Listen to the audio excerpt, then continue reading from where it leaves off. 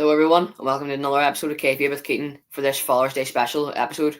So as you can see that there is no Crusher Crossing here. He's running late, but he'll be here soon, but he's running late for his job here. But what great guests I have coming in here. Some of the most fastest rising stars in Titanic Wrestling, one of the most famous tag teams in Titanic, the father-son tag team of Franco and Jacko, DNA. No better guest to be getting on than the father-son tag team for this special Father's Day episode. So I'm not going to talk too much, I'm just going to bring them in here. Welcome in, DNA. Thanks so much for coming on. Thank you, Keaton. It's great to be here. Yeah, thanks very much for taking the time to come on. Not a problem. For anybody that doesn't know, I'm Franco, and this is my big son, Jacko. And as you said, we are tag team DNA. And for those that actually don't know who you are, how would you describe yourself and who actually is Franco and who is Jacko? You take the floor. I'll take the floor. Well, we are real life father and son. We started training together. And basically, I look after him and he looks after me. You know, that's the teamwork. We started training together, but we've been wrestling with each other from Jack was about 3 years of age, all the time at home, until he got a bit too big for it. And we had to stop because there was more and more stuff at home getting damaged. And then we found Titanic Wrestling. Jack had just turned 16 and they were taking a class in, and it was sort of by the time I would drop Jack off and get home again, it would have been time to go and get him again. So I asked the head trainer if I could join in too in an attempt to lose a bit of weight and not have to run back and forward. That's sort of how we started, and this is where we are now. Sorry, go ahead. So in that attempt to work out very well, you know, you can see the transformation like just after you're doing wrestling. Yes, well, I mean, we didn't go in with the aim of being a tag team, did we? No, but I mean, it made sense, so that's what we did. It did make sense, look. And I have lost a bit of weight, so all good. Yeah. What was that you were going to say there? No, it's just so what you see in the ring is what you get outside the ring with the two of us. You know, there's no. I would just say it. We get on quite well at home, and we get on quite well in the ring. And I think some of the practice matches that we would have in training, I would probably have my best practice matches with Jack because we sort of know each other that well, and that sort of comes across in training too. So. Probably shouldn't say this, but whenever we're in training, I always try to pair up with them. So the trainers will probably be watching out for that now to make sure it doesn't happen. But oh, absolutely. You know, as you said there, you are pretty much who you are that you see in the ring. One of the main things that most wrestlers will tell you is take your character, turn it up to 1,000, don't be pretending you're someone else. Yep, that's it. And when you see us in the ring, I'm Jack's biggest fan, and I'm always the cheerleader, cheering him on when he's in the ring. I'm encouraging them, and again, it's just what you see is what you get. Life imitates art, as to say. Yeah, exactly. And who was the original wrestling fan here? Oh well, I was a big wrestling fan from. I'm not going to tell you how old I am. When Big Demo asked me what age I was, I told him I was older than WrestleMania. But I will have watched wrestling way back in the early '80s. I remember watching World of Sport. Big Daddy and Jack, and then WCW would have come on. I was also a huge fan of the A-Team, which, if you've ever heard of them, Hulk Hogan. Mr. T. Hulk Hogan was in a few episodes with Mr. T. And remember, my dad has a sister who lives in England. He was away one time and came back with a few videotapes. You're probably too young to remember what they are, Keaton, but. Of world-class championship wrestling. Yeah, I know what the company is, yeah. With Kerry Von Erich, it was all the Von Erichs and stuff. And I just played those tapes really until they broke. Yeah. And then sort of a bit like Jack growing up, every Christmas it was, what do you want? WWE figures, WWE ring, anything to do with wrestling. And then when Jack was about 18 or 19 months, I was left to mind him on my own, which usually wasn't a good thing, but he was a bit temperamental, and I thought I'll put something on TV for him to watch. came across the wrestling, set him in front of it, and that was him glued to it. Yeah. It's the only thing And that kept him happy that day and kept him quiet. So, and we just sat there and watched it together. And when within it the was family. over, yeah, when it was over, I had some old DVDs, put them on. He enjoyed them. He worked his way through them, and then he built up quite a hefty DVD collection. Which, Yeah. whenever the WWE Network came along, then they all went in the bin because didn't need them anymore. Now WWE Network's gone, so probably should have Netflix. kept them. Probably should have kept them. There's just And who not as much. your... Sorry, go ahead. There's just not as much on Netflix as was on the network, but I agree. you should have built it up. And who would have been your favorite wrestlers growing up? Oh, I was a huge Bret Hart fan, even before he was Intercontinental Champion. I also really liked Owen Hart. I thought he was amazing. The stuff he did in the ring was unreal. Absolutely. Uh, I remember watching World of Sport with my older brother because he was a big football fan, and we liked to see Big Daddy chasing giant haystacks around the ring. It was always good fun. But I also like Sting. One of the first, we got Sky TV back in the 90s, so in 1990, 1991, and then we got Virgin, and Virgin had TNT on it, and you got Monday Nitro. It was always a week behind, but if you stayed up late, you could watch it live. And I was a huge Sting fan as well. I don't know if it was to do with the Sharpshooter or the Scorpion Deathlock, as Sting called it. I was a big fan of Sting too. I mean, I grew up with John Cena, and that was my hero. And CM Punk was the villain, but as you get a bit older, you start to appreciate the bad guys more. And so Punk and Cena would be two of my guys, and Shawn Michaels as well. You know, he's a Bret Hart guy. I'm a Shawn Michaels guy. I don't understand it, Keaton. I really don't. Yeah, well, growing up for me, John Cena would have been one of my favourites, but to be fair, I'd be more of a Bret Hart guy than a Shawn Michaels guy. And that's fair enough. I don't dispute Bret Hart, but this one over here has quite an innate hatred for Shawn Michaels. So, and then at what point did you think to yourself while watching wrestling? I suppose it's a question for both of you.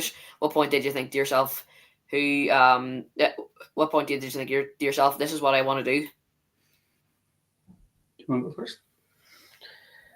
it was just seeing guys like Shawn Michaels who are the smaller guys, and still, you know, that's the match that you see that really hooks you. And to me, it wasn't all the big body guys. It was the smaller, more agile, athletic guys who made me think maybe I could have a shot at doing that. You know, if he can take on the big guys, maybe I have a shot as well. So I credit that to Shawn Michaels. But And would you say that you're a bit of an underdog in the ring then, like a lot of the smaller guys would have been, more athletic? yeah, definitely, naturally with age and size, you know, that's the route to go down. And again, those are the guys that I watched growing up. The smaller guys, even Rey Mysterio as a kid, you know, I was growing up right as he was really blowing up. So it was guys like that who made me think maybe if they can do it, I can. And you can tell there are obviously these smaller guys have influenced your wrestling career. So would you say that you would get any of your moveset or some of your ideas in the ring from some of these guys? Yeah, definitely. Even from before I was born, you know, I love watching Brian Pillman because he was, you know, Brian Pillman and Jushin Thunder Liger in WCW. They were carrying the cruiserweight division from the very start. And again, you know, there was Lex Luger and Sting, the big body guys, but to me, it was, you know, I found more enjoyment out of Pillman and Liger and guys like that. Same with me. I think that it's way more interesting to see like the smaller underdog who has more of a moveset than the big guy who is strong and can't really wrestle. Yeah, and maybe if I was naturally a bigger kid, I would lean to the other side. But you look at the screen and you should have ate your greens. Yeah, I should have ate my greens. But you look at the screen and you try and find people who you can relate yourself to and get attached to them. So Absolutely. yeah. And Franco, whose kind of wrestling style do you think you would be influenced from? Well, obviously I'm a big Bret Hart fan, but I look at me and Jacko as a Hart Foundation type of thing, with me being Jim Neidhart and Jack being Bret Hart. You know, Yeah, he I would see be that. more technical than I am, whereas I would just be a bit of a bull in the ring. But again, I used to love tag team wrestling growing up. I sort of grew up with the Hart Foundation, the Legion of Doom, the Rockers, Oh, yeah. Nasty Boys, you know, that sort of era. And what Jack says too, when I was growing up with WCW, it was the cruiserweights that carried that show. That's what you tuned in to watch. NWO had their drawing power, but it was all old WWF guys that had been brought in. But it was the cruiserweights that you really tuned in to watch. You like to Absolutely. see the NWO, but it was the cruiserweights were the ones that you were the likes of, as Jack said, there the Brian Pillmans, the Justin Ligers, Eddie Guerrero's, Chris Benoit's. I know his name's a bit of a taboo, but it Still, was all he's them matches that were the drew you in, made you want to watch it. All right, exactly. Keaton, I'm here. Sorry I'm late. Real work calls sometimes. So, by the way, I was listening to the show start. Let's make sure we say Happy Father's Day, especially to our guest and any other fathers yeah. out there, right? Even though I'm not one, but Should Happy remember Father's Day to all the fathers, right? Yep. Yeah. So it's good to meet you guys. I was listening to you guys start out, and I've heard a lot about you guys. So this is great to see you guys, and finally putting a face to the names I've seen on my Instagram and stuff too. So yeah. So I didn't catch the last part of the show when I was getting up here. So I don't know what you guys were just talking about. Or just talking about our influences and who we liked and who we didn't like, and who we seen ourselves as. Yeah, I think I heard Sting and that for you, and then I heard John Cena for. Yep. Yeah. So then, okay. Yeah. Well, what we're also talking about there about cruiserweights, and how they made a big impact. I suppose that could kind of match for you as well. You were a cruiserweight, a smaller guy who made an impact in the wrestling world. Yeah, I mean, yeah, but the thing is, there wasn't cruiserweights at the time, so it's like I was just a small guy that was not big enough. I mean, I wish there was that cruiserweight division. You know, that's what's nice now because now you have that. But yeah, cruiserweights. I suppose what names probably came up would be like X-Pac. X-Pac, of course. He's the one that started it all. I mean, for the United States, if he didn't get over, we always say this, if he didn't get over with Razor Ramon, there would be no window. So he opened the door for a lot of people. But then, Rey Mysterio, of course. Obviously, right? that's the one that everybody knows. There's lots of comments. Have you brought any of these in, Keaton? No, I haven't brought any in yet. You want to bring some of these in? Yeah. So Can you not control it from there? Yeah, I can control it here. Let's see. So Darren says right off the bat, Franco, you have picked up the Belfast accent well. Are you not from Northern Ireland? No, I am from Northern Ireland. My grandfather was originally from Italy, from a little village called Castellecchico. Okay. Which is sort of north of Naples and south of Rome. That's where my love of the Napoli football team comes from. So you kind of have more of an Italy accent then originally? No, I was born and raised here. Okay. My father was born and raised here too. My father's not actually quite sure if he was born in Italy or born here. It was my father's grandfather that originally came here back in the late 1800s. And if my grandfather had been alive today, he would be 123. Wow. Oh. And then the Wrestling Insider says, how often do you two train? Do you have mats at home to train on? Well, no, we're not allowed to wrestle at home anymore. Jack's mom's putting an end to that. But we would tend to train 2-3 times a week. Titanic has sessions most nights of the week. I work in a pretty physically demanding job where I have to be up quite early in the mornings. I'm normally leaving home around 1 or 2 in the morning to go to work. Okay. So it's quite hard to get. It's not hard to get the evening sessions, but you lose a lot of sleep. Right.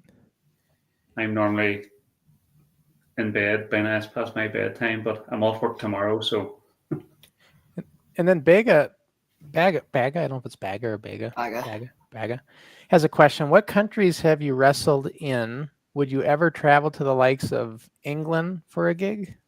Or have you? We've only wrestled here. We've been to Fight Factory Pro Wrestling in Dublin for Jack's been down a few more times than I have for seminars and their next gen shows and stuff. Yeah. But we're open to anything. We would definitely go if we're asked. We would be there. There's no issue with that. Yeah, that's. Jack's going to get a job and start paying in the home soon. So. And so now, it's Franco? It's Franco and Jacko, right? I'm Franco. I'm Jacko. Jacko. And how old are you, Jacko? I'm 18. 18. 19, a couple of months. And when did you start wrestling? When I was 16. 16. That's I think the age that Titanic will start training, right? 16. Yeah. So, yeah, and then so you've been doing it for 2 years then, and same with you, Franco? Yep, we started at the same time. It's been quite the journey. And you've always been the tag team. Have you ever done any singles stuff? Jack's first match was a singles match, and funnily enough, I refereed it. I think at the start, Jack was outperforming me in the training, and I was asked to referee at one of the shows because there was no referee, and I thought to myself, well, this is it. You know, at least I'm getting in the ring. Sure. Being part of the show, like to be there and helpful and help out. And I was asked to ref, not a problem. I refed one show, and then I think it was the second show, Jack made his debut in a Rumble. Yeah. Or Battle Royal. And then a show or two after that, he took on the Dark Horse. And I refed the match. And funny story, he was chopping the Dark Horse, and the chops were making this unbelievable sound. And I said to him on the way home in the car, those chops you were throwing were amazing. And he said to me, oh yeah, I was reading that Ric Flair said if you cup your hand, it makes such a louder sound, and it's great. And I was like, you know, when are you going to tell me that? You know, or are you just going to keep it to yourself? And then I heard you mention, you're not mentioning your age, but you, based on the time period, I have an idea. So it had to be a little rough then, getting in the ring and taking some of those bumps at first for you. Yeah, I mean, older age, right? I was about 19 stone when I started training. I'm now down to 14 stone 9.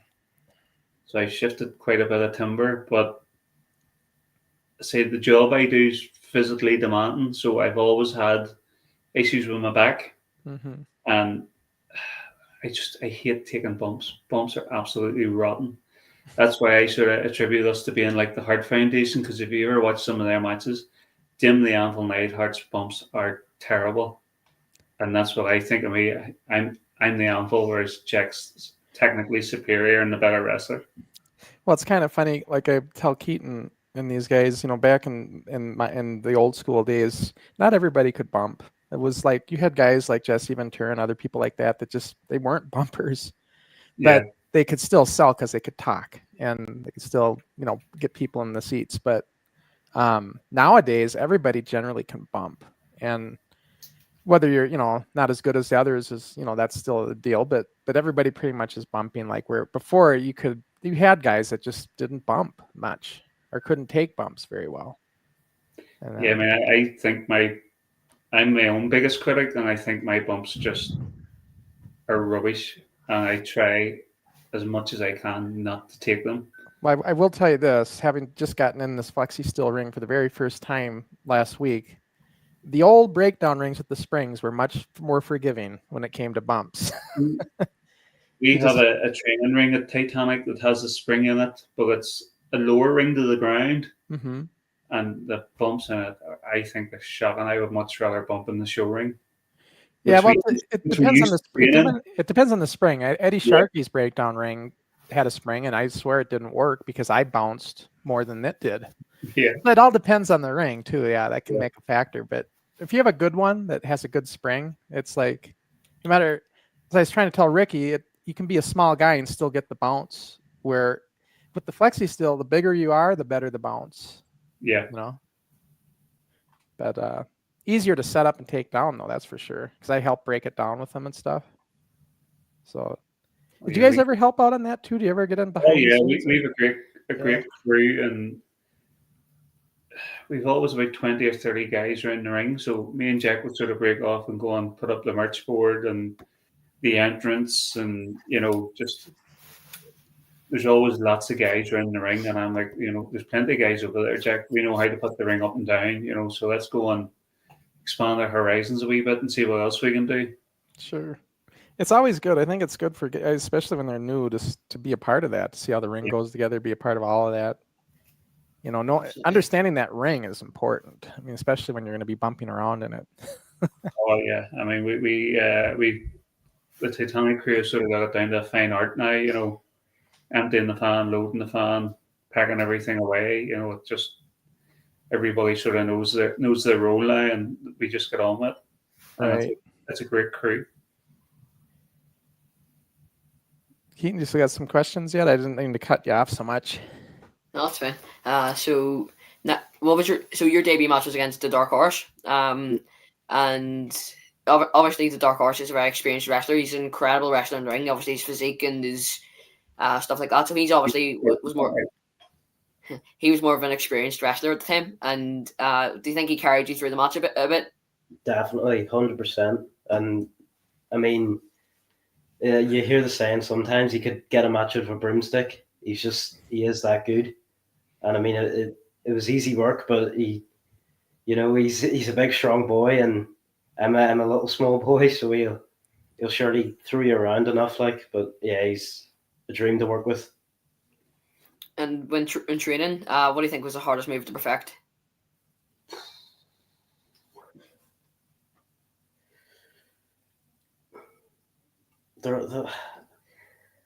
I mean, I don't do many complicated things because I try not to. I don't even know if it's perfecting it that's the hard part. It's just taking it and getting yourself calloused and getting used to bumping and getting back up. I mean, there's no easy part of wrestling. It's all hard, and it all sucks and it all hurts. But yeah, just repetition. That's what gets it for you. The first time we ran the ropes, we get home with the line right across the shoulder blades, right across the back. Flip bumps was really hard for me. I thought I'm never getting over here, never ever getting over. And I still like we were doing them today, and Robbie says when you come over, you're twisted, but you land flat. So he's happy enough with that, and I'm just surprised I'm getting over.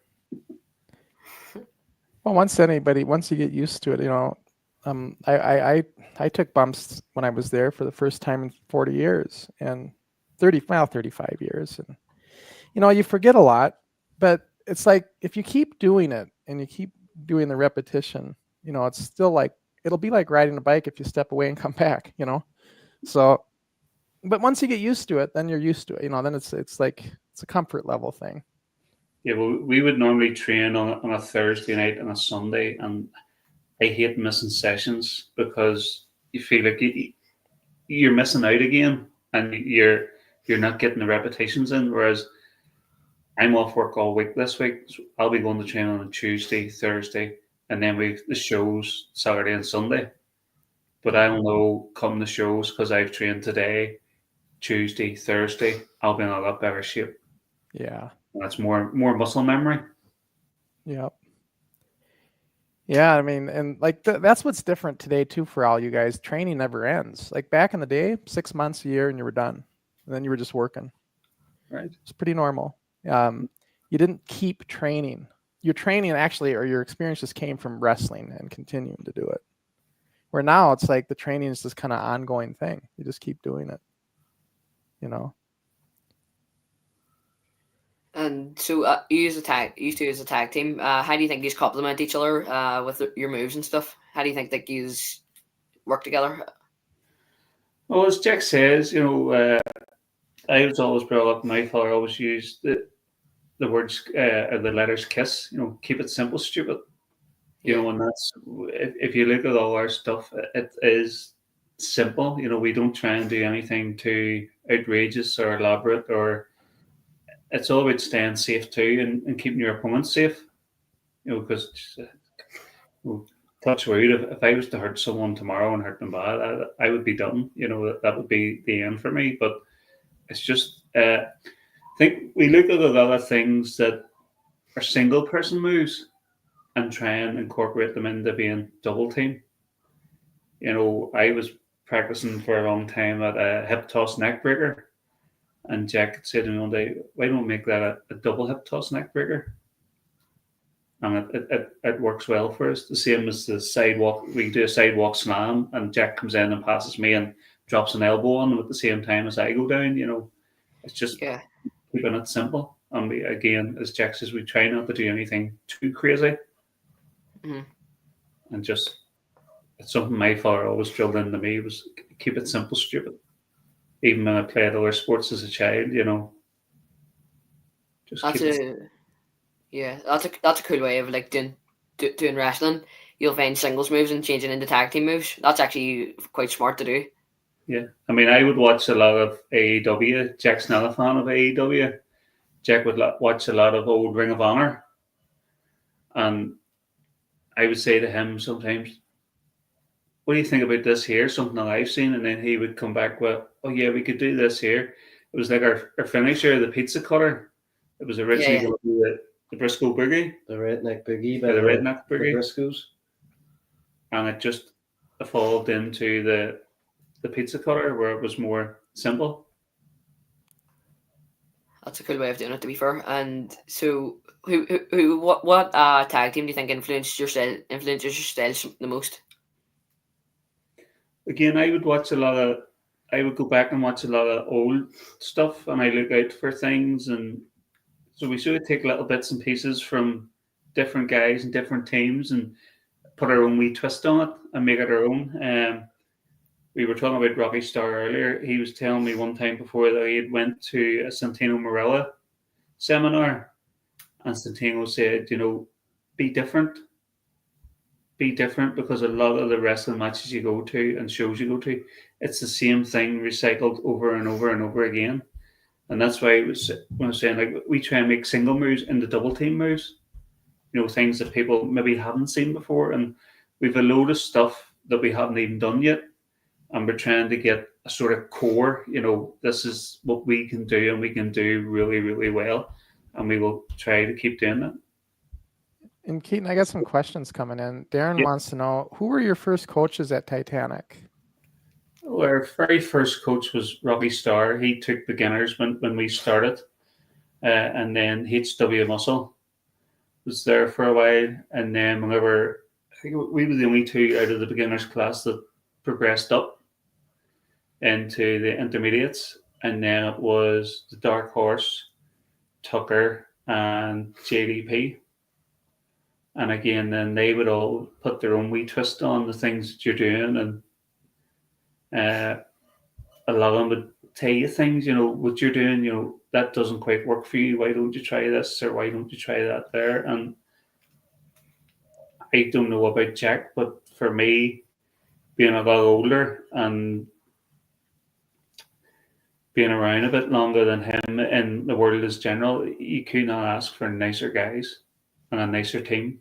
Yeah. And kind of with that question, is the new training venue better than where you started? Oh yeah, there's so much more space.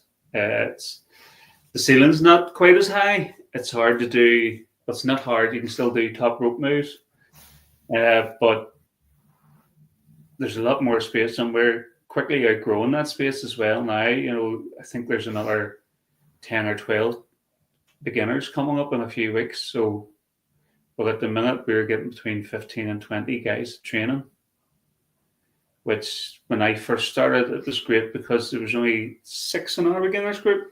Yeah. So you've done a lot more because you were in and out of the ring. Now, when the bigger classes, it's hard to get. You don't get as much ring action as you would have got in the smaller groups. Right. And then here's a question from Mighty Molly for Jacko. Did anyone give you stick in school for being into the wrestling? Yeah, I mean, it's not as mainstream as it used to be. People do sort of laugh at wrestling now because, I mean, you can only really blame the wrestlers for that. A lot of people have sort of made a joke out of it and, done it themselves. But, I was just happy enough to keep to myself, and it didn't really bother me if people, don't see wrestling the same way that I see it. I watch what I enjoy, and I've no problem with that. So Yeah, from what I remember when I was doing this, when I was your age, I found it was the kids that didn't like wrestling that gave me the shit, and the other kids that were into wrestling, thought it was cool. Well, it was the same when I went to school. Yeah, I liked wrestling. I got a lot of grief about it, but at lunchtime and break time, everyone was wrestling. Yeah. In our age, you could, that was normal. Right? It's like they don't let kids do it now. But yeah, it was like when I was growing up in the recess, it was a regular thing every day. We found out not that long ago, Jack actually goes to the same school as the Canary kid. Yeah, Ricky. Yeah, Jack's here. Well, Jack's just finished school now, so depending on his exam results, he might be going back. I think Ricky was telling me when he was growing up, I don't know if Jacko went to the same school, but he said teachers never allowed him to roughhouse, but they'd go behind the shed or something where nobody's seen him, and then they would do it over there, out of sight, out of mind. But yeah, I miss part of me thinks though that, gosh, that was a way for kids to get a lot of energy out. That was the whole idea of recess, to just so you could get all that energy out and then go back in and start being ready to learn again. So I don't know why they make such a big, unless somebody was in an actual fight, they should have, they always just let it go with us. But here's another question for, it's from Defender of Justice 707. Are you excited for the next show with Morgana against the Stars Aligned and Mercy? Yeah. We're really looking forward to it. We owe the Stars Aligned. I suppose the words would be a good beating. Yep, to say the least. I think that they know what's coming, and they will get everything that they deserve. So then, what's the message for the Stars Aligned then, coming up for this match? Just be ready. Just be ready. Because one of the other things my father used to tell me when I was young was you get out what you put in, and Franco and Jacko has been putting the work in. And then Wrestling Insiders has a question for you guys. Is there a tag team you admire and see yourselves following in their kind of style? Again, we would watch a lot of, there's so much wrestling on TV nowadays. It's impossible to watch everything. There's some days when I'm home from work and I'm home early, I would put an old show on, and again, we would take bits and pieces from different guys and just try and make it our own. There's times when Jack would say to me, "I've seen the Rock and Roll Express do this," and I'm like, "What? What are you doing watching that? That's even before me. Like the 70s. And he's like, "No, but they're really good." No, Rock and Roll Express was mid 80s. They were, early 80s. That stuff still carries through to today. Yeah, and it holds up. Yeah, I mean, that was the territory days. I mean, I remember that all too. That was such a good time to be a wrestling fan. And that's, a lot of that stuff's forgotten about. So whenever we incorporate it, it looks new. Yeah, some of the moves have gotten forgotten, I was just talking to John McCann about, I was showing him a move it's called a swan dive. You don't see it too much anymore. It's where you springboard over the top rope and do a body splash on the guy. Yeah. And I said, John, just bring it back. Start doing it again. It's still viable. I think it would still be good. Yeah. Here's for you, Keaton, 1 minute wrestler with Jesse Jackhammer. Hi, Keaton. So he always seems to come in and say hello to every show. Yeah. He does. Again, everyone's watching this, make sure to follow his channel for the latest wrestling news. Yeah, he's in Canada, right? Yeah, he's Canadian. Yeah. And then Stars Aligned in the house. They say Happy Father's Day. Madame? Man of director. Get that out of Next. here. Next. Get that out of here. That's their manager. If you want next, I'll give you next. It's them again. I hope you get one UCAS point off making your conditional offer. Next. Now we're caught up. So there we go. Yeah. Wouldn't you know they'd pop in, huh? Oh, yeah. They're like a bad smell. They'll just linger. So they've heard that message then from you to them too. So they're obviously watching. So, would you recommend for them to take that advice? Take that Be advice. ready. Just be ready. You don't know what's coming. And would you say for this upcoming match here, you're one of the underdogs? Oh yeah, we're always underdogs. We are always underdogs. You know, Jack with his youth and me with my, it's just called experience. You know, I'm not as quick or as fast or as strong as I want to be. And with Jacko in his youth, he would sort of be the same. You know, but we're happy fighting against the odds. We've always been fighting against the odds. You know, when my great grandfather came here from Italy, he came with nothing. And now, you know, his descendants are here. You know, so he's left a legacy. So is there a match? I don't know if Keaton asked, but do you guys have a match that's like been your favorite match so far to date that you've been in? Maybe when we beat the Stars Lions in about 10 seconds. Yeah, I actually think it was about 7, but Was that one move basically? Yeah, it was quick work. Yeah. And that's whenever they went and found themselves a manager, and now they use every underhanded tactic in the book to get wins. But, you know, that's their fighting style. Yeah, I think we were the last team in Titanic to hold a pinfall victory over them. And they had a tantrum and they had to get dragged out of the ring, and it was quite embarrassing, to be honest. That's some accolade, being able to say you beat the reigning Titanic tag team champions in 10 seconds. Yeah, we'll probably beat them a few times again if it hadn't been for their so-called manager, you know, getting involved where she shouldn't be getting involved. But like Morgana will sort all that out on Saturday, so. And they said uncalled for, by the way. Yeah. The comment in. They like themselves, they're uncalled for. And this is your is this your Instagram? DNA Insta? Instagram, yep. Okay, so if anybody wants to follow them, that's where you go. We don't have at our new studio, we don't have the ability to do nice links underneath everybody like we used to, so we have to bring them in like this. And speaking of favorite matches, it's probably time we're bringing the watch along. Yeah. Yeah. So I'll let you do it, Keaton, because you got it set. We would let you watch when we beat the Stars Align, but you'd probably have to play it about 6 or 7 times. Just trying to find it here, so watch it all. Open.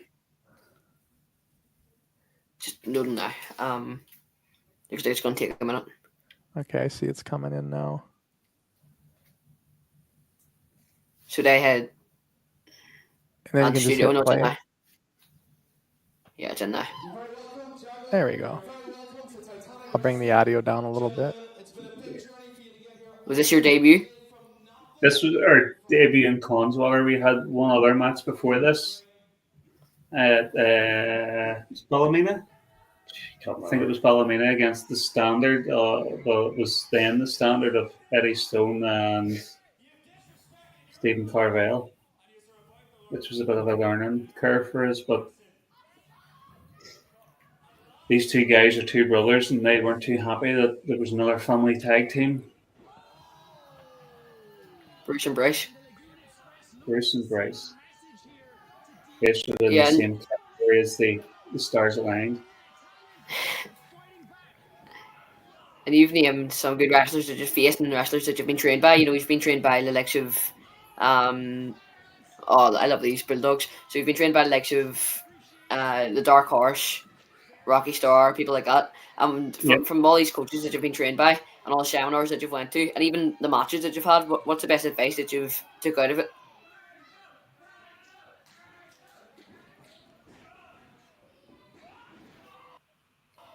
The big demo seminar I thought was really, really good, and Jack Selstrom was also a really, really good one. We had one there recently with Terry Thatcher. And what was the one you went to in Dublin? Flash Morgan Webster. There was a Flash Morgan Webster seminar we did too. Which was, yeah, he was a really, really nice guy. But I mean, we have trainers in the former Rocky Star and Tucker, Tucker wrestles all over the world. You know, that guy's an absolute superstar, a machine. One of the biggest learning curves I had was when I was refereeing. I refereed a match between Tucker and LJ Cleary. And I learned so much just from reffing that one match. That was Just from what I reffing, took just by reffing. Didn't need to take any bumps. Didn't need to run any ropes. That was an experience in itself. And for anybody that wants to be a wrestler, try reffing a few matches first. You will learn a hell of a lot. Yeah, that was always a normal thing back in the day when we train. When I was training with Eddie Sharkey, once you were done, you would usually go ref matches for a while first. It was just a regular thing. Yeah. Yeah, it's just how they did it. Just because the referee sees so much. Yeah. To say, I learned a lot from. One of the things that you're taught is, if you can't do a strike well, do a strike well that you can do. And one of the things I took away from the Jack Selstrom was the European uppercuts and the clubs to the back. Whenever somebody trained you, and the last batch of trainees that came into Titanic, there was that many of them. I was asked would I go and help out, which I did. But you find you're training people how you do things, and whenever someone comes in that you don't always see in taking a seminar and training you, you always pick up something new, Yeah. and it's always helpful. And it's important to take those wee bits and pieces away. The likes of the Dark Horse, when he does Europeans, he knocks you into next week. He's some of the stuff that he does, and when he hits you like a train. But he teaches you his way, others teach you their way, and that's why I like to try and take something away from every training session and every seminar, and that sort of helps. Definitely. And I suppose that's what seminars are really for. It's learning curves and learning from different people. And you're talking there about his European uppercuts, Dark Horse's European uppercuts. Did you ever have to experience one of them, Jacko? Felt a couple, and they're not nice to take, but I mean, I'd rather take one of them than a Tucker chop. I haven't felt one of them yet, and hopefully never will. You wouldn't want to. I've never felt it like, but I just know from going to the NIPW shows, the likes of Chris Mercer, John McCann, even recently at Charity Slam, the chests of different wrestlers from Tucker chops are quite hard. Yeah, it doesn't look fun in the slightest. And speaking of that, are you willing to travel to different places to go to different promotions? Are you open to that? Oh yeah, we go anywhere we're asked to go. There's no issue there. We're definitely open to going new places and meeting new people. And again, when you do go to different shows and stuff, you will pick up other bits and pieces. And it's we're not just wrestlers; we're also wrestling fans.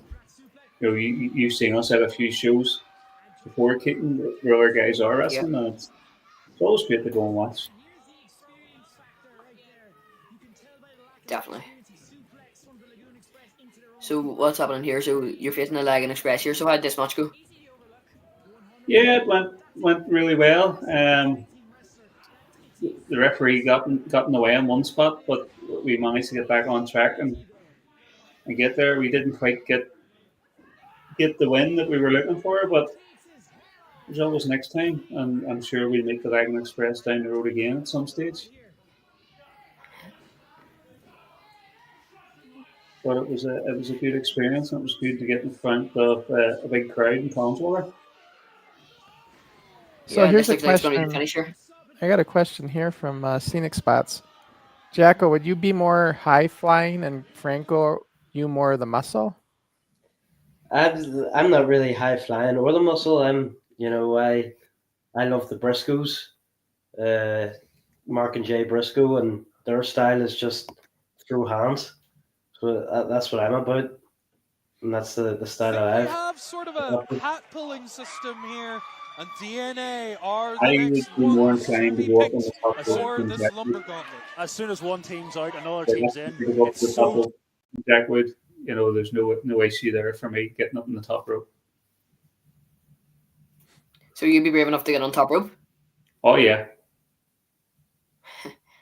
Yeah, it'd be cool to see you jump from the top rope. A lot of as like someone said there, you might maybe in the powerhouse of the team, so it'd be cool it would be different to see a big guy, you know, like jumping from the top rope or doing something like that. Have been working on a move, which I don't want to give too much away, but Stars Align might feel the Napoli knuckle at the next show if I can squeeze it in. So you're working on the moveset then? Oh yeah, we're always trying different things and new things, and sometimes we see things that we like and we'll try and work them in, you know. But things are coming. Yeah, definitely. And this match that we're seeing right now is the Bar Merger, one of the most recognized tag teams in Titanic. They actually are the longest reigning Titanic champions ever. H&W Muscle had them on before, and Lucas Lloyd Bar. Was this a good learning experience? Yeah. They're two great guys, you know, and they're great to work with. They really are great to work with. And the thing about Titanic is, you know, a lot of guys will always help you out. If you want to do something or you want to try something, that they're always there to help you out. Apart from the Stars Align, nobody likes them at all. You know? And here's a question from Darren. He says, Jacko, you missed a great charity slam show, that fundraiser show. What were your opinions of it, guys? Well, I thought it was a great show. So it was a really good show. Again, I went to cheer on the Titanic guys, but all the other guys that were there were great too. And it was, of course, it was for a great cause. I seen they raised over £1,000, which is pretty commendable. Yeah, I mean, it's always good for a fundraiser if you can, you know. Have you done many fundraisers? No, we've never been a part of any of them. But you know, again, we're always willing and able. Yeah, the only fundraiser I would have been a part of would have been against Sean Waltman, believe it or not, if I would have done Wrestle for Shelter. Right. I mean, can you imagine that, to be able to say you had a match with him? Well, but that was before he was famous, of course. Yeah, fundraisers I think it's a good way to get involved with the community, you know? Yeah. And it's always good.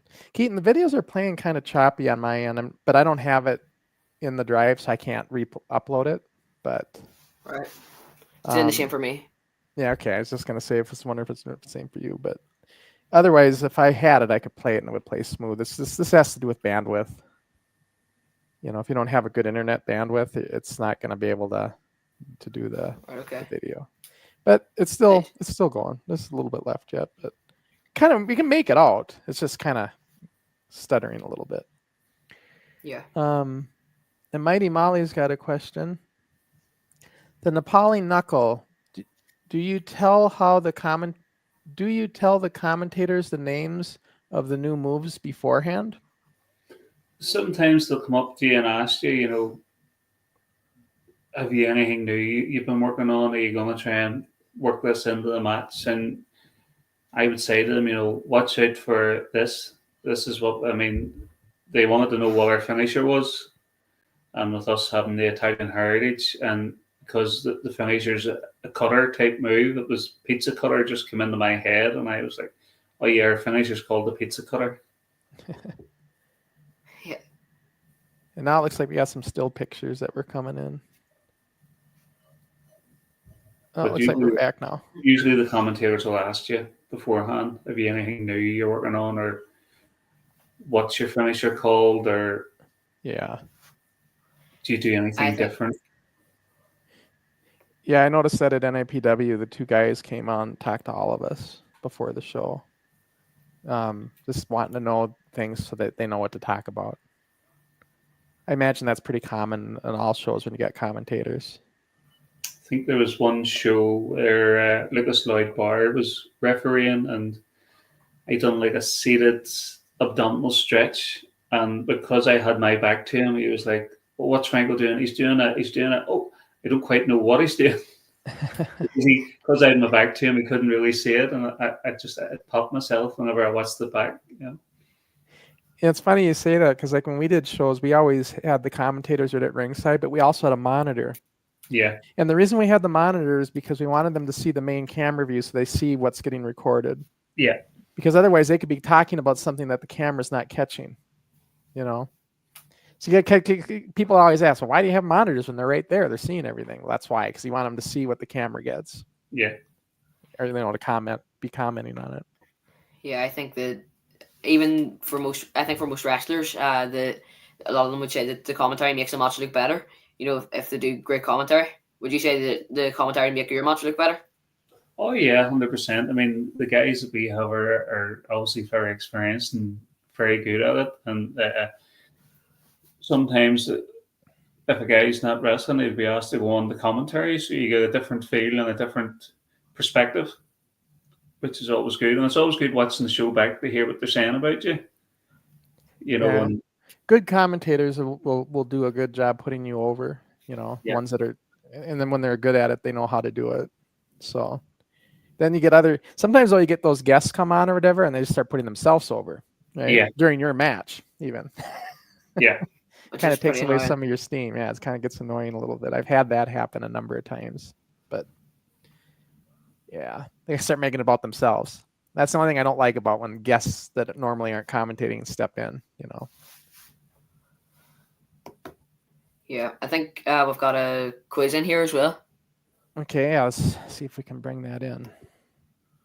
So this is, how well do you know your tag team partner? Let's see if we can get it. So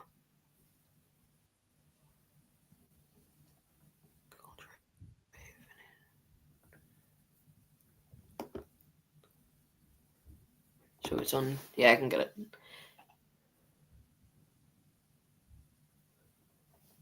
There we go. So then I have to.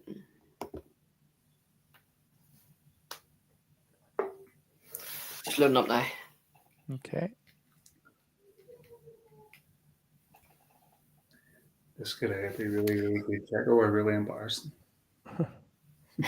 Says we've got an error here. Do you know a lot about this, Sean? Don't you?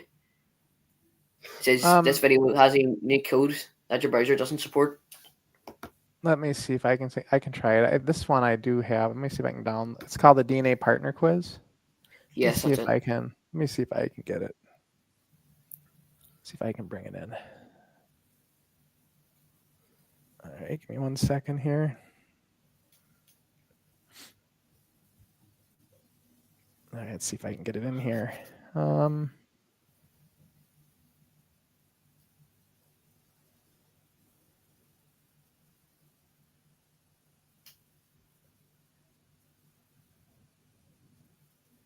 Let's see if it comes in. Do we need to remove the watch along part? No, it shouldn't be. It says it's processing. Is that what it did for you? Yeah, it's done that for me.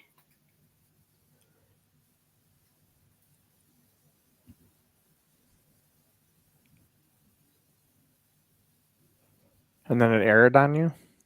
Yeah, it errored on me. It's still processing on mine. Hopefully it works.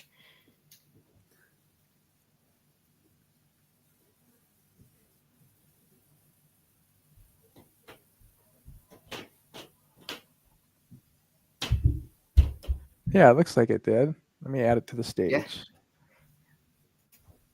There we go. Okay, so how well do you know your tag team partner? Go to the next slide. Favorite wrestling entrance song? So is that the question? Yeah, that's the question. I'll go first. Jack's would be CM Punk, Cult of Personality. Yeah, but I mean, I would also the Briscoes' old entrance theme, "Give Me Back My Bullets" by Leonard Skinner would be up there as well. But yeah, I'd give CM Punk, Cult of Personality. And for you, I'd just guess Bret Hart's entrance theme. Yeah, of course, Bret Hart's. So are these all just going to be questions then, Keaton? Yeah, it's all questions. How does it work then? Like, is there like answers that are going to come up or no? No, they just answer them? Okay. All right. So favorite country's food. So in Northern Ireland? I'm gonna go for Czech American food. It depends on how you class it, because my favorite food would be pizza. But whether you wanna, Okay, so then there's a 2B favorite dish. So that's Yeah. for an extra bonus point. Yeah, well, we were in. Anytime we go to Florida, we always get pizza, and we would call it American pizza. What's the difference between American? It's pizza. So you're originally, or your father's from Italy, right? Your grandfather. Grandfather. So pizza was actually invented in America, but it was invented by an Italian person. So that's, people always think it started in Italy, but so how would you define non-American pizza? I guess I'm curious. less grease. Yeah, well, if you Well, when you go to America and you like, so when you go to New York, you can buy pizza by the slice. Yep. There's nowhere in Northern Ireland where you go and buy a slice of pizza. Really? Yeah. Like, that's everywhere. That's not just New York. Yeah, that's like the whole country. Yeah. You would get that in Florida as well. We would go to Florida. But there's all different kinds of pizzas here in America. Like when you mentioned New York's a very thin crust pizza. You can kind of fold it almost. Yeah. When you need it. And then in Chicago, they do like the deep dish where it's super thick. Yeah. Right? And they make it backwards. So like you got the crust, and you got the cheese, and you got the sauce, and then the meat at the bottom, then the cheese, and then the sauce on top. I like it all. So I'm with Jacko. When it comes to my favorite food, I'd have to put pizza up on the top of the list too. But favorite dish? Did you guys mention a favorite dish? Like, yeah, but Jack should definitely be pizza. He's always, his younger brother Charlie, he's a big fan of pizza as well.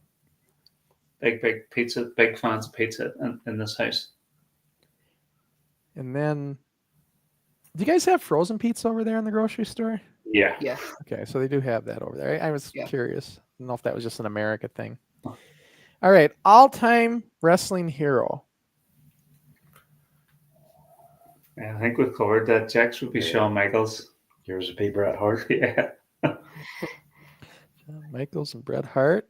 And then toughest wrestling move to practice. Like, what's the hardest one to practice? And why?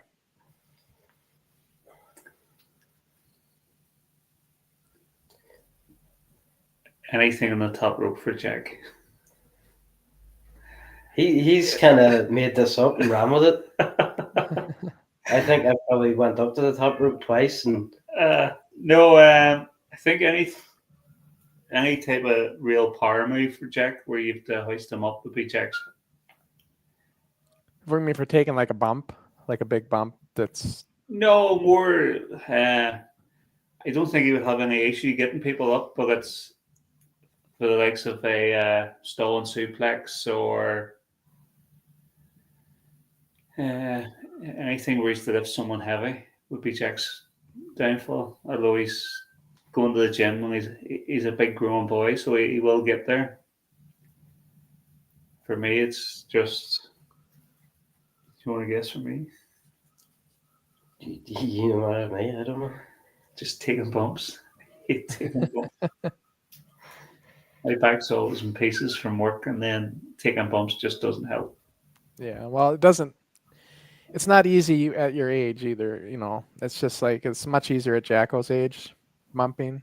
I mean, it's just your body's more. When you're younger, it's easier. Yeah. I found that out last week. Let's see. The next question: favorite genre of film? You could go for me. It'd be pretty easy for me, I think. I don't know. Action movies, maybe? Action movies are. I like a lot of superheroes and science fiction. And then favorite film to go with that? One of the Rocky movies. Yeah, I loved Rocky growing up. Rocky was always Rocky, Rambo. Sylvester Stallone fan? Sylvester Stallone, yeah. Or Arnold Schwarzenegger. Yep. The typical 80s child, you know. No. That's what stumped me for Jack. Well, the Rocky movies were popular. Yeah. I'm not a big movie guy. I don't really. Jack's not a big movie guy, to be fair. Favorite film for Jack? I wouldn't even know. If it was Charlie, it would be easy. Yeah, but Trying to think. I'm trying to think. I've only seen a handful of movies myself, and Yeah, Jack's not really big into movies. All right, let's go to the next one then. Favorite holiday destination. Oh, Jack's is Florida. Jack loves going to the States. So you've been to Florida, you've been to Disney World? Yeah. Yeah, I guess everybody goes there. Disney World's kind of neat because, I don't know if you know this, but they train everybody and to be nice to you. So like every employee has to go through like be nice training. So that's why everybody's so friendly that works there. Yeah. Because it's part of their training. That's the thing I noticed when I went to Disney World. I was like, gosh, everybody is so polite and helpful and everything, Yeah, Disney World's pretty cool to see. So, and then you said you've been to Texas too. You like Texas? No, we haven't been to Texas. We have some family live in Texas. It's on the bucket list, but yeah, Texas is so big it could be its own country. Yeah. Let's see. Next question. What you do that winds him up the most? we don't have all day, do we?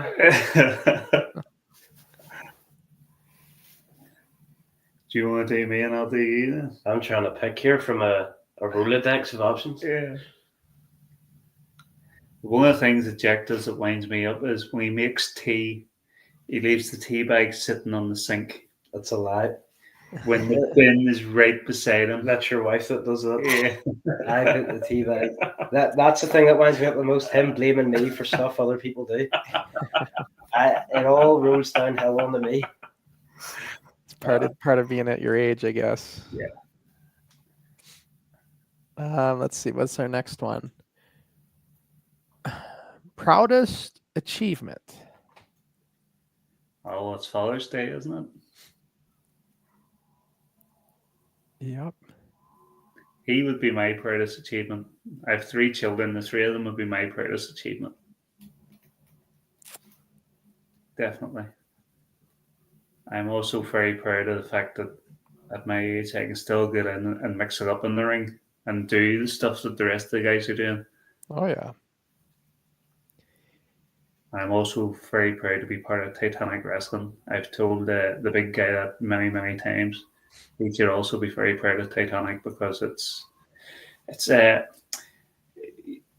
you probably know yourself, Chris, from playing sports, and when you're playing in teams, there's always someone that you don't like. There's always someone that's annoying, or always someone that gets on your nerve, or not as helpful.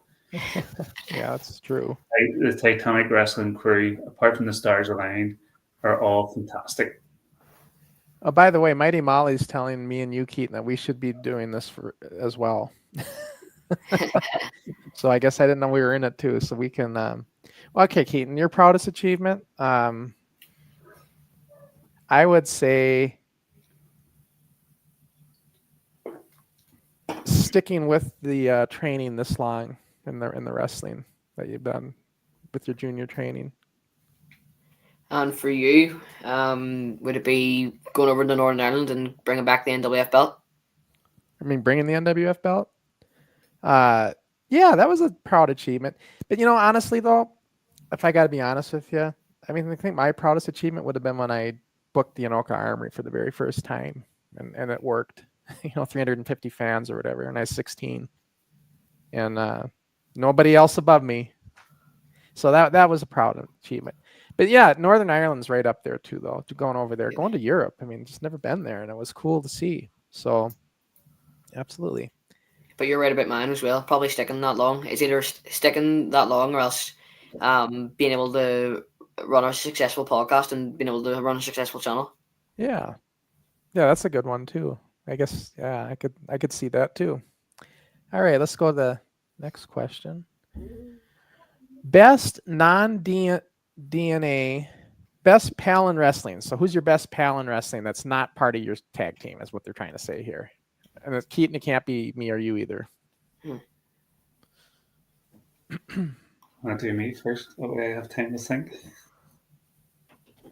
I would guess what maybe has the same. Yeah. Possibly.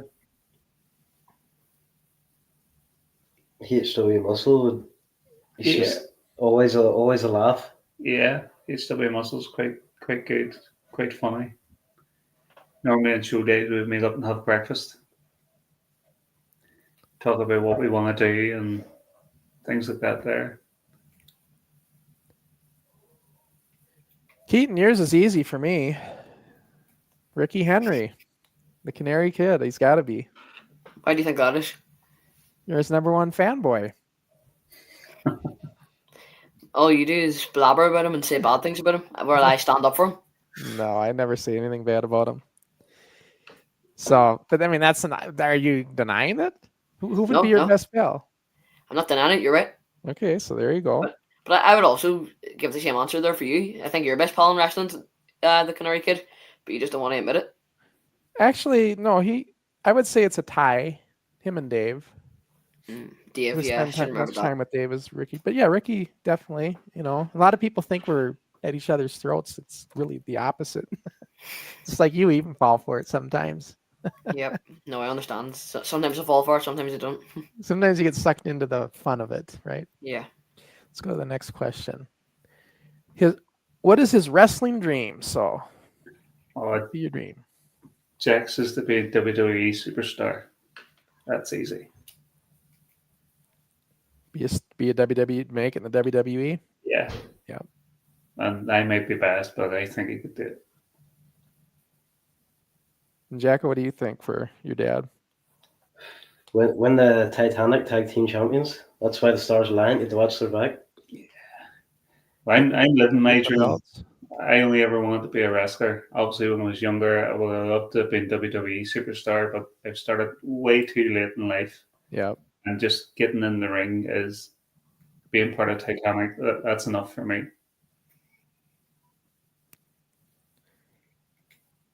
Let's see, Keaton, your wrestling dream? I think your wrestling dream is to, if I had to guess, would be to make it as a viable wrestler in NIPW even. That's your dream. You want to make it into the ring. Okay. And for you, it's this is a hard one. Is it to create a successful podcast, maybe as big as Chris Van Vliet or people like that? Yeah, I do the podcast just because I enjoy it. And we had some incredible super chats yesterday. I don't know if you've seen that, Keaton, or the other day. That was crazy. £30. Yeah. We never get them, but all of a sudden this guy came in and gave us a bunch. But no, my favorite isn't the podcast so much. I think it already happened. I think it was just coming over to Northern Ireland and meeting all you guys. That was my dream up until then. So, it's like I was trying to tell Dave and stuff. When we do this stuff, and I do this show with you and Ricky, and we're all halfway around the world, and we know each other because we see each other every other week or every week sometimes. But then when you can actually meet somebody in person, that is so cool. It really is. And so that believe it or not was my dream up until last week. So to be able to make it happen was cool. So and when I first met you, you were probably expecting me to be. You probably expected me to be starstruck than meeting you. But what was the first thing I said to you? So weird seeing you in person. Yep. Yeah. No, I wouldn't think you'd be starstruck. I just I knew you were excited though. And when Dave's seen the picture with you, when you took the NWF belt and got the picture, he goes, "Look at that belt, looks bigger than he does." Yeah, that was fun. All right, let's go to the next. Oh, that was it. That's all of our questions. Yeah. That was a slideshow. All right. So it looks like this tag team know each other pretty well. I would say. I don't think you got any answers wrong. Yeah, I've known Jack from the day he was born. Yeah, so I suppose it isn't really how much you know your tag team partner. I suppose it is, but also it's how much do you know your son. Yeah. Yeah. He's not the one who leaves the tea bags on the sink, so. It's pretty cool though to be able to have the being a father-son relationship and being a tag team, doing what you both love. Like when I was doing the stuff, my dad was always supportive. He was there and everything, but he would never be in the ring doing it. So it's I can only imagine what it's like to have your dad as a tag team partner. It's great too because my dad would come and watch his wrestling. He would be one of our biggest fans, and we were wrestling in Derry not that long ago, and I was like, Derry, I was like, Dad, you don't have to come. Oh, no. I says, listen, if I see you there, I will fall out with you. You don't have to come to every match. I know. Sometimes you feel like, yeah, I know that feeling. Because my dad show up every time too, at all the shows, even Eddie Sharkey stuff, and it's like he would always, if he could, he would be there. Yeah. Yeah. So he was supportive, but I mean, it's a whole different experience if he'd be like in it with you, doing it, like you guys are. So it's got to be kind of cool. Yeah, like when you talk about in-ring chemistry, like when I get tag teams on, I always say, like, how do you create in-ring chemistry? I don't think there's any better in-ring chemistry with a tag team than you guys. You guys have known each other from even you've obviously known your son from the day he was born, and that's like the best in-ring chemistry you could ask for. Yes, say even in training when we're having training matches, I know what he's going to do, and he knows what I'm going to do, and it just, I say, we've been wrestling with each other from Jack was about 2 years old, and for me, there's nobody better to be in the ring with. Nobody else would want to be in the ring with and have him by my side, Oh, it's paid off then. The wrestling matches, but from when he was 2, it paid off finally. Definitely. From wrestling in your home with no crowd to being able to wrestle in sold out crowds in Titanic Wrestling. He might even win a match someday against me. So, well, do you think there is a plan in the future to continue the tag team, or do you think you guys might go like in a singles route, or are you going to keep doing the tag team? What's the plans? Jacko could definitely go singles. He's a better wrestling brain than I have. I'm happy doing what we're doing, but I'll not be able to do it forever. So he's going to have a lot more. I mean, you look at guys like Jeff Jarrett and Billy Gunn, they're wrestling into their 60s. Shouldn't still be doing it. Yeah, but I don't know if my back could hold it, to be honest, Keaton. But Jacko could definitely go there. To be honest, I have no real interest in singles wrestling. I prefer the tag matches because you have someone out there to lean on and rely on, whereas when you're in there on your own, if you make a mistake, it's there for everybody to see. But if you're in there with a partner, they can help you cover up the mistake. Yeah. And there's a comment that just came in from Gizmo. He's one of our regulars over on NWF. Hey guys, this is just a side note for Keaton.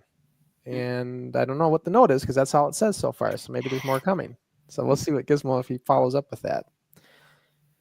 But he's got a side note for you on something. So we'll see. So when we talk about dream matches here, will we ever see Franco versus Jacko?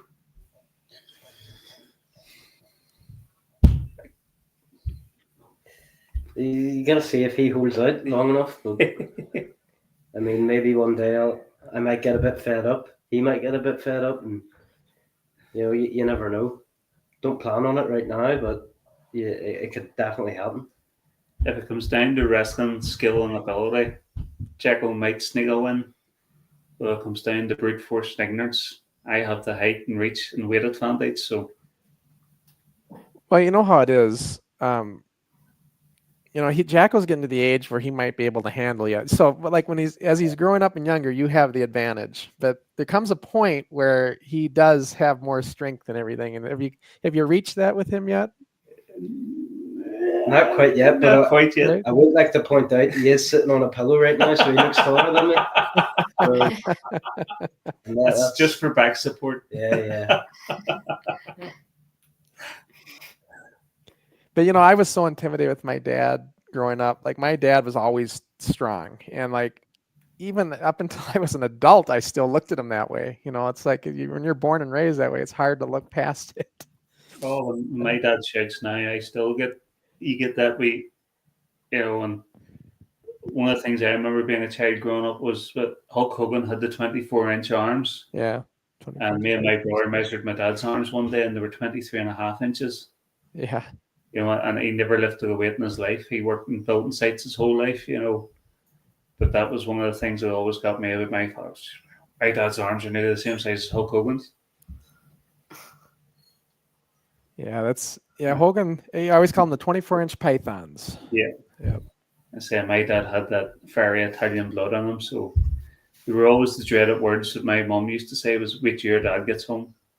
Yep. Yeah, no, my mom, that was the same with me. Like my dad was a disciplinary. My mom, we get away with anything with her, but not my dad. Yeah. Same in this house, isn't it, Jack? Yeah. Although Jack's getting a bit old now to be told off. But yeah, so let's see. Do we have any, Keaton, do you have any other? Oh, here comes there's Gizmo's. the I got Gizmo's comments. Let's get this and see what he was saying. Keaton, thanks for taking care. Okay, this is like a similar question I got with Ricky. Thanks for taking care of our very own Crusher Crossing on his trip to Ireland. He explained to everyone how you and your dad were so nice and welcoming during his trip. Thanks from all of us.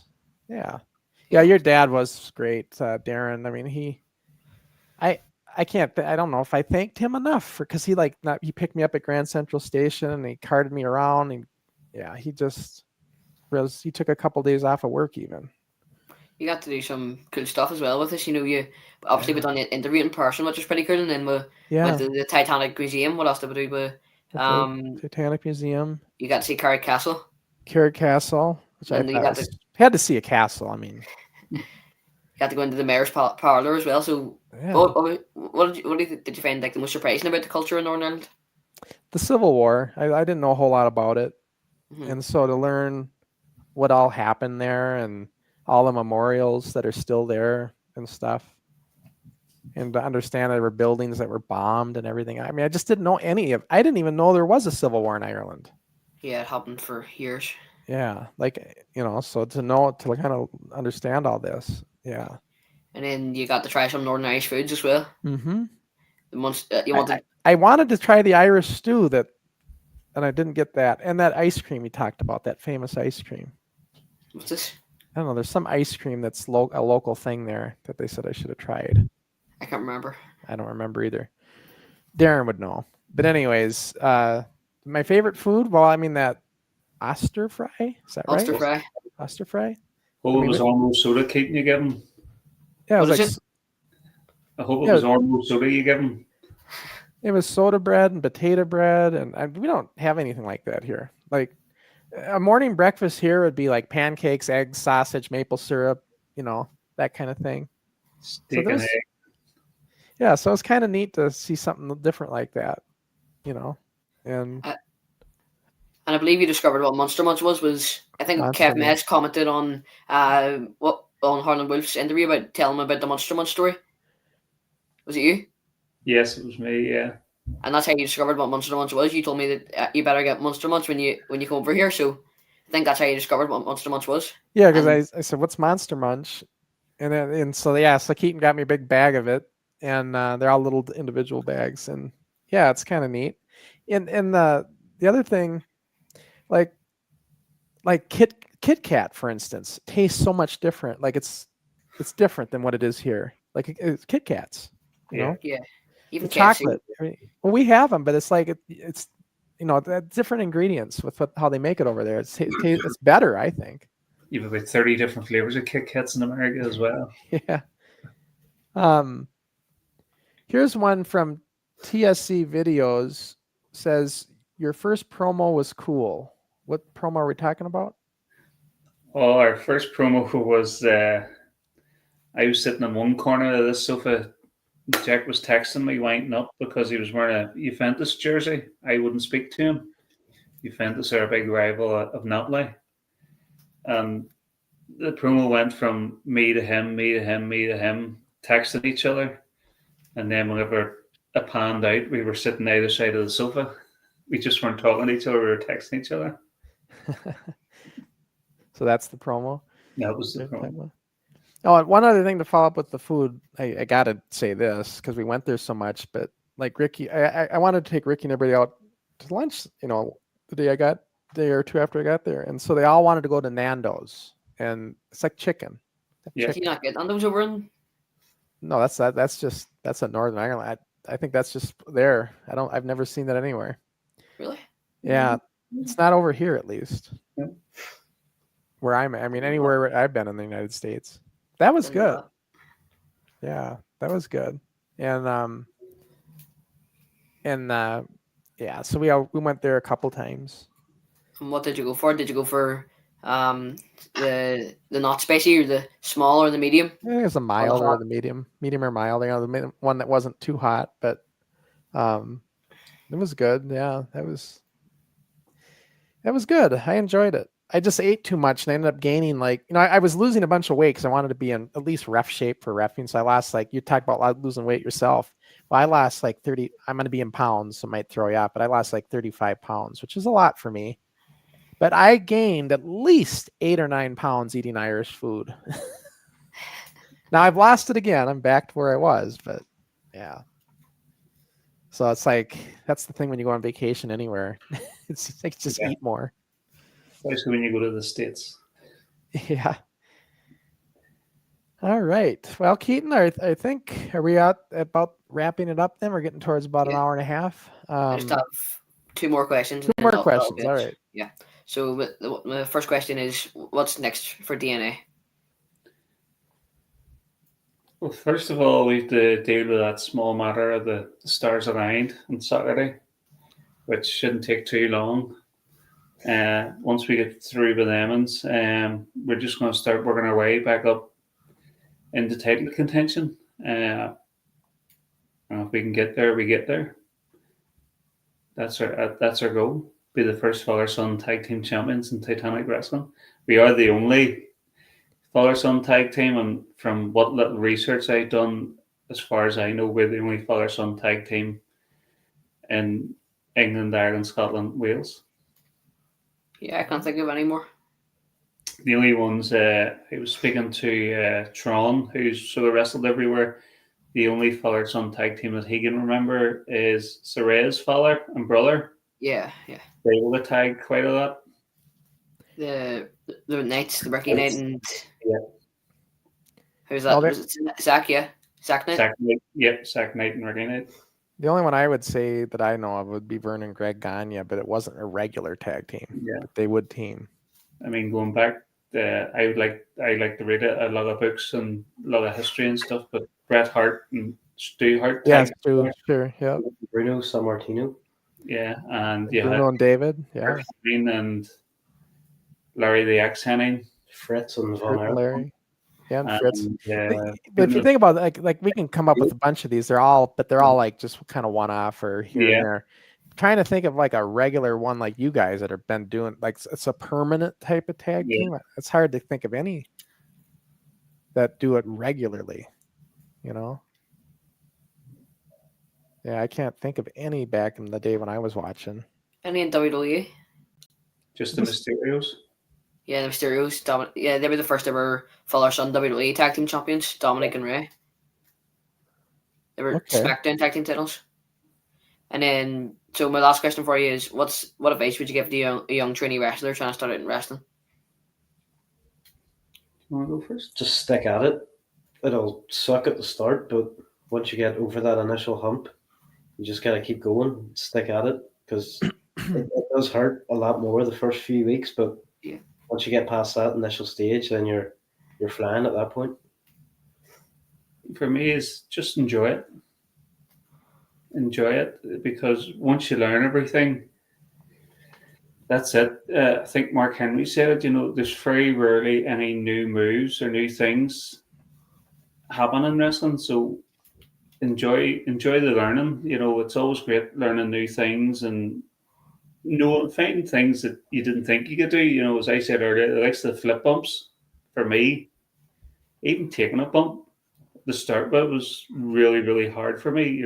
Jack took it like a duck to water, but just enjoy it. Enjoy learning. I like to read a lot of books and learn new things, and learning's a great part of life. Yeah. So that's me. I'll cut up with questions. Do you have any more, Chris? No, I mean, I think we covered everything. It was a good interview. Yeah, very insightful. I wish our watch along was working a little better. But next time we'll just make sure I have a copy of it, and then that way I can play it on mine, because I have the bandwidth here for sure. Yeah, well, all our matches are on the Titanic YouTube channel, so if anybody wants to watch them, that's where they can find them. Yeah, and also make sure to follow them on their social media accounts. So there's Tag Team DNA on Instagram. So if you want to follow them there, and then on Twitter, I'll just bring it up here on Twitter. You can follow them, Tag Team DNA as well. And then also, if you want to see the matches, as you said there's Titanic YouTube channel. Take that link. So. And yes, and learn more about these guys. Yeah, it's been a great interview. So thanks for joining us, guys. Yeah, thanks very much for coming on. Sorry I was late. It's just sometimes I don't even make these shows. As Keaton knows, it depends on how many jobs I got coming in that I got to do, real life. But life always gets in the way. Yeah, it does. But I'm glad I was able to come in though a little late anyway, and then be able to see you guys. It's been a great interview. Keaton, yeah, thanks a lot. Thanks very much for coming on, especially on such a time. I know like people with Italian heritage and from Italy, they care a lot about their family, and a time on Father's Day is a very busy time. So I want to thank you very much for coming on. Absolutely. Not a problem. It's our pleasure. All right. Thanks, guys. Thanks very much. Keaton, that was a fantastic interview. And like I said, really sorry I'm late, but you got it started. One thing I was going to point out, make sure you know that like when you were starting on, you were in the watch long screen and you have those little screens below you. You can switch to like this screen. See where I'm at? Like you were in this screen. So see, you just pick those little buttons below and you can switch them. So just FYI. But let's just talk quickly about what we got coming up on future shows and then we'll just close it out. We've got, let's see our overlays. What's next? What comes up next? I think it's Rewind, right? Yeah. All right. So NWF Rewind. What the heck? Hang on here. Why are we on it? We'll just do it like this. I don't know why that did that. So Fred Moore Junior High, studio taping 58. That's that boxing ring that was hard as hell to bump on, but we did it anyway. It was fun, but as kids, we loved it. But as Franco would not like a ring like this today, but there's absolutely no give. So those are wrestling mat pads on concrete. So yeah. And look at how high Conan's getting with this leg drop. Imagine then landing on that kind of surface. Yeah. Yeah. But yeah, it's gonna be a good show. It's 58. So that's what we're gonna watch on Rewind with Dixie Dave and myself. And then a week after that, we're gonna be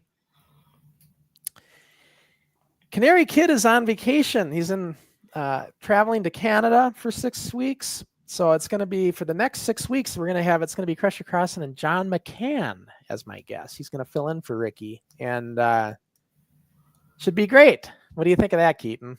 John McCann. Yeah, John McCann, another rising star, I suppose, with wrestling. So he fits the role very well. First ever NXT junior heavyweight champion and great fill in for the Canary Kid. Obviously, it's very hard to replace the Canary Kid, but he's filling it in. So I wouldn't expect to hear nothing less from you on that. Yes. It's hard to fill in for Ricky, isn't it? Yep. But yeah, no, it'll be a good show. And Ricky's like, well, he feels sorry for us. He said the other day that we're going to have John for 3 weeks, but yeah. You better watch out. He keeps slipping off like that. John might come after that belt that he just got. Yep. So I don't know.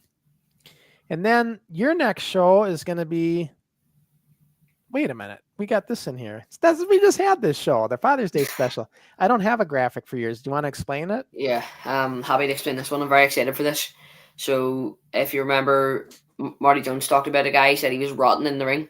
Mm-hmm. So Marty Jones, guy. It's going to be this guy.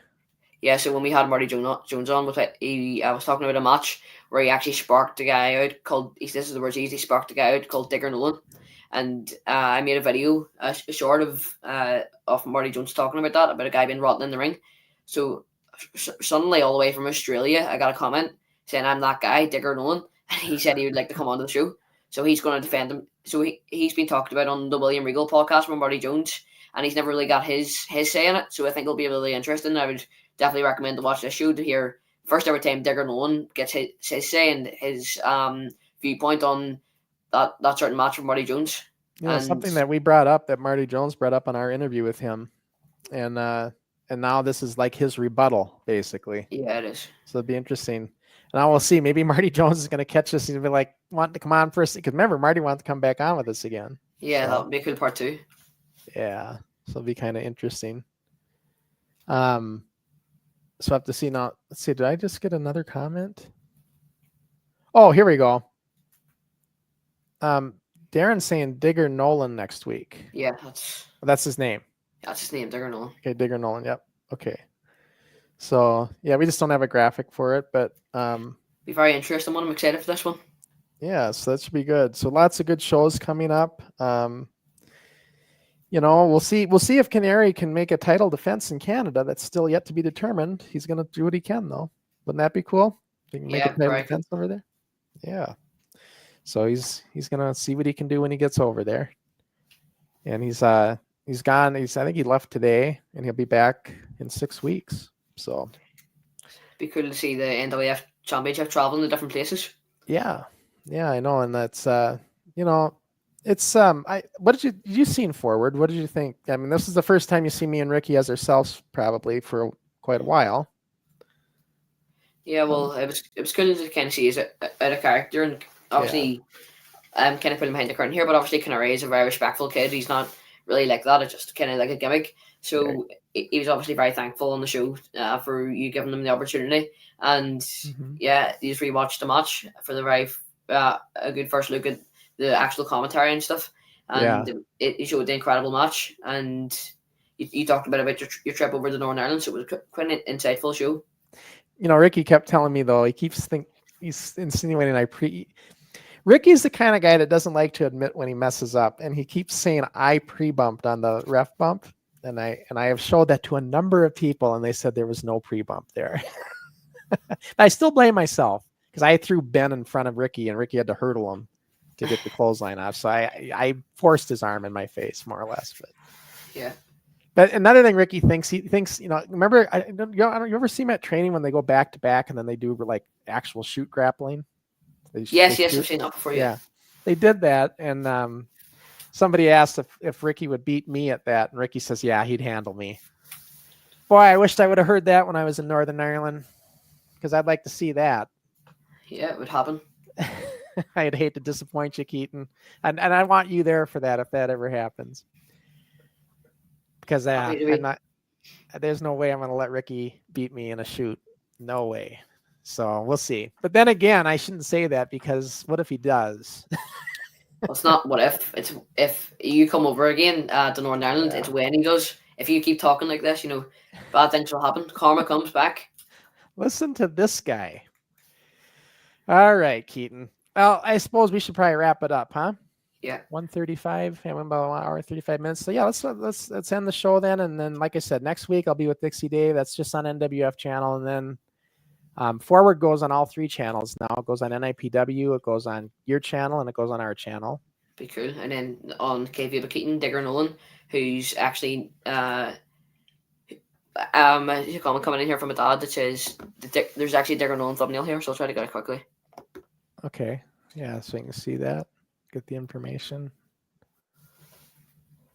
And then we'll be signing off. Of our live stream at least. Yeah, for live stream. There, I got it. So this is the official thumbnail.